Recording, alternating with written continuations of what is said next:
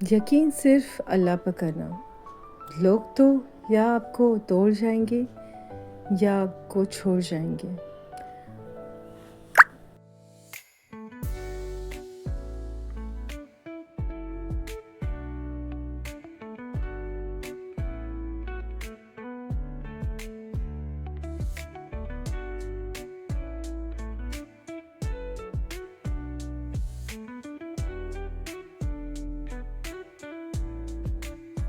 अस्सलाम वालेकुम गाइस, कैसे हो आप सब। उम्मीद करूँगी आप सब बहुत ही अच्छे होंगे। तो रेसिपी को बनाते बनाते कुछ बातें करेंगे, लेकिन फ़िलहाल मैं चिकन को मैरिनेट कर रही हूँ और ये रेसिपी की झलक आप आगे देख चुके हो कि मैंने कैसी बनाई है। बस कुछ टिप्स के साथ मैं आप सबको ये रेसिपी फुल बताने वाली हूँ। तो चलिए, मैरिनेट में मैंने क्या क्या यूज़ किया है मैं वो पहले बता देती हूँ, लेकिन इसके बारे में मैं सारी चीज़ें मेंशन कर दूँगी। और इसमें फ़िलहाल मैंने चिकन ली है, चिकन 300 ग्राम तकरीबन होगी। और इसमें मैंने काली ब्लैक पेपर, लाल मिर्च पाउडर, नमक, हल्दी, धनिया पाउडर और अदरक लहसुन का पेस्ट, दही और हाफ़ नींबू मैं यूज़ करने वाली हूँ।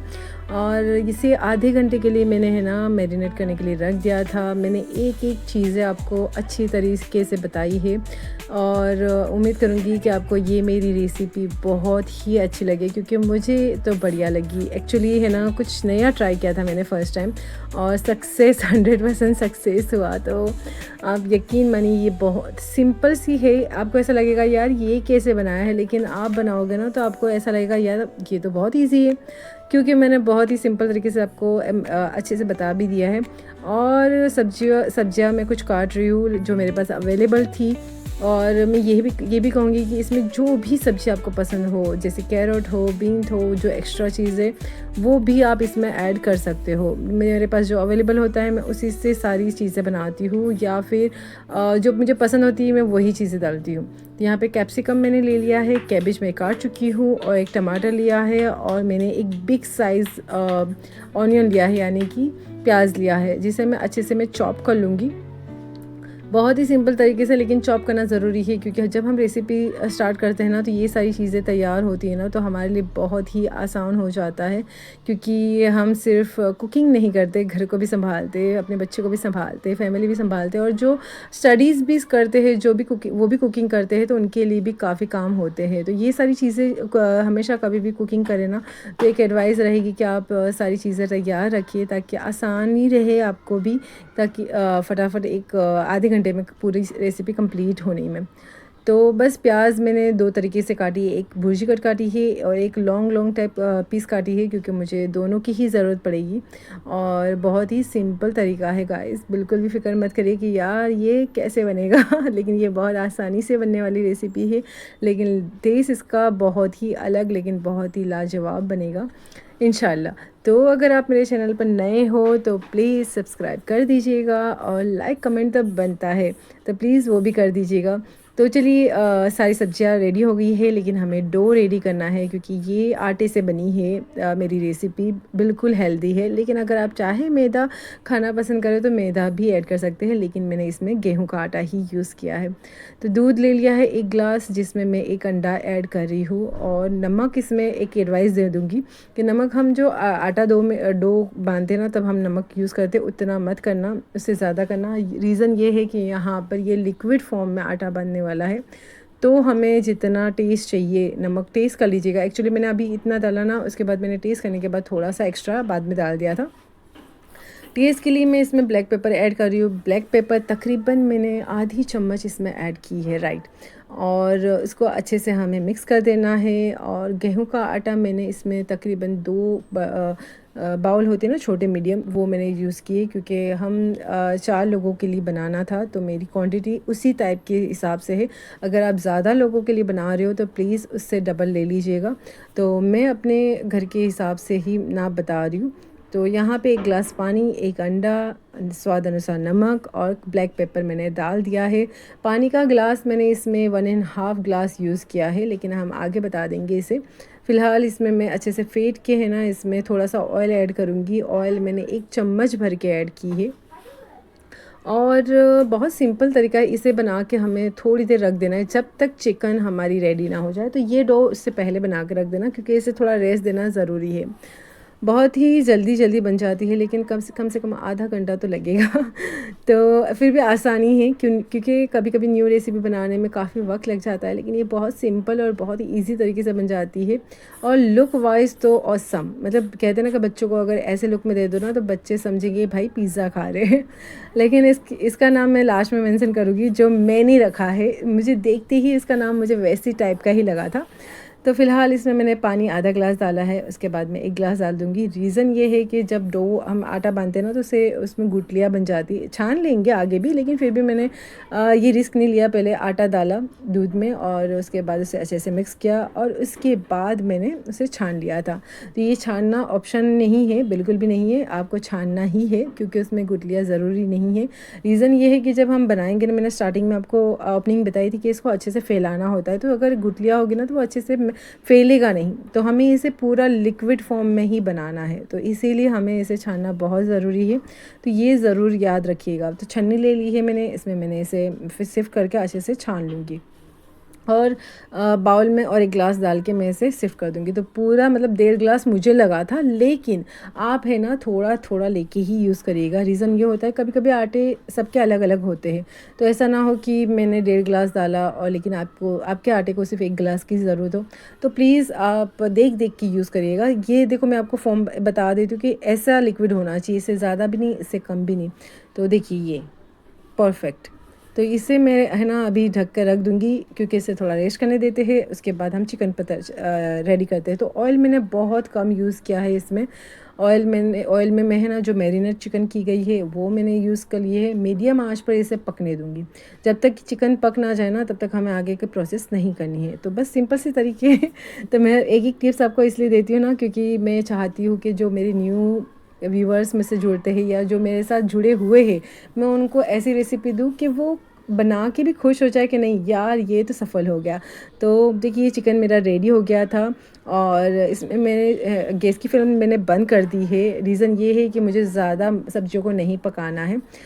ये सारी सब्जियों को मुझे थोड़ा सा क्रिस्पी चाहिए, लेकिन मुझे उसका मसाले का टेस्ट भी इसमें चाहिए। तो जब गैस एक बंद की ना तभी मैंने ये सारी चीज़ें इसमें ऐड कर दी और अच्छे से मिक्स कर दिया और इसे मैं 5-10 मिनट के लिए ढक के रख दूँगी, ताकि जब तक उसका हीट रहेगा ना तब तक वो उसमें अच्छे से मिक्सअप हो जाएगा और जितना मुझे सॉफ्ट हो करना होगा उतना हो जाएगा, परफेक्टली हो जाएगा। तो बस ये हमारी रेडी है चिकन की चीज़ें। अब हम बनाएंगे रोटी, लेकिन इससे पहले मैं है ना ये रूम टेम्परेचर करने के बाद ही मैं चपाती रेडी करूँगी और इसे मैं ये प्लेट में शिफ्ट कर दूँगी।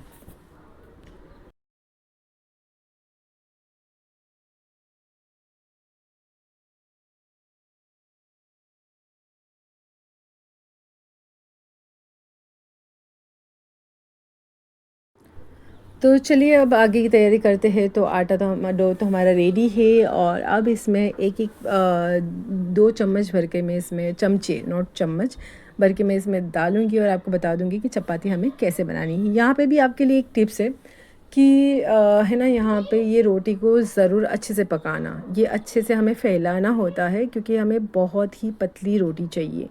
रीज़न होते हैं, तो हमें इसे फैलाना है पूरा अच्छी तरीके से और टिप्स ये है कि हमें इसे अच्छे से पकाना है। मीडियम आंच पर इसे रखिएगा और अच्छे से पका लीजिएगा, क्योंकि है ना ये अगर इसका थोड़ा सा भी कच्चापन हमें महसूस होगा ना तो रेसिपी मुझे नहीं लगता है कि अच्छी लगेगी, क्योंकि चपाती ही कच्ची होगी तो हमें रेसिपी कैसे बेस्ट लगेगी, राइट।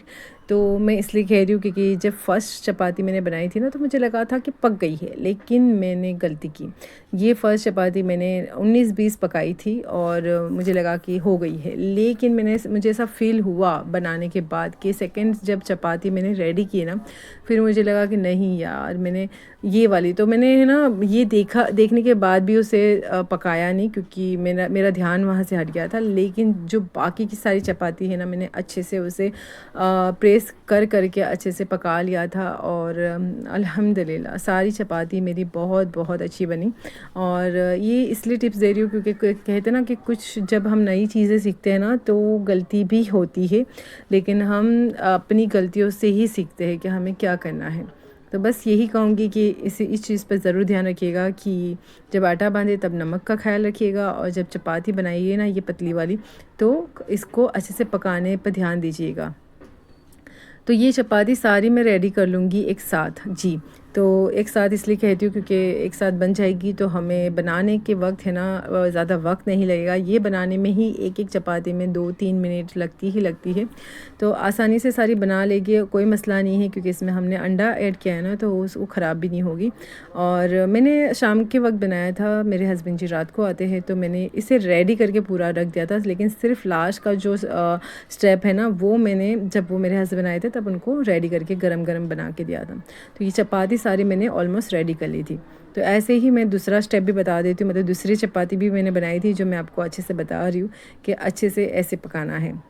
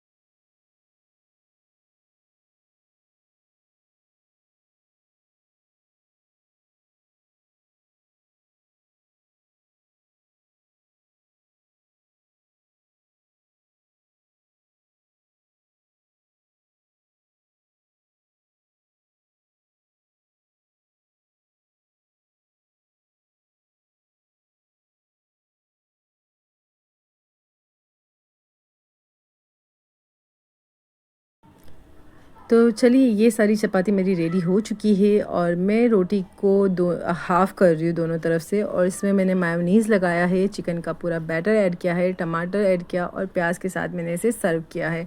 और फिर आगे मैंने इसे फिर से थोड़ा ऑयल अप्लाई किया मैंने तवे पर, और तवे पर डालने के बाद सारी जो मैंने रेसिपी रेडी की है उसे हमें थोड़ा सा फ्राई करना है। फ्राई तब तक करना है जब तक उसमें अच्छा सा गोल्डन कलर हमें ना मिल जाए।